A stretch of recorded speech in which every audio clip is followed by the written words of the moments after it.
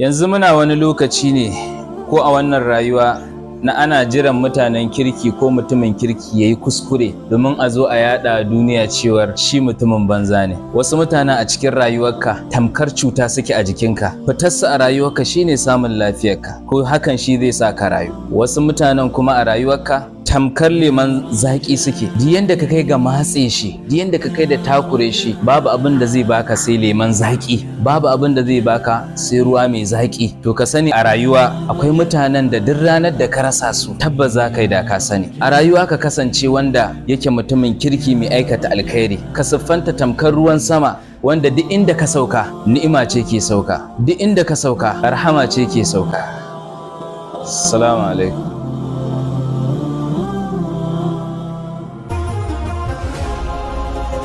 حبيبي محمد حبيبي محمد حبيبي محمد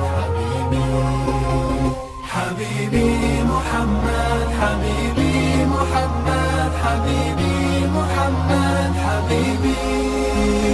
حبيبي محمد لكم أشتاق رؤيا حبيبي محمد شفيعي كيف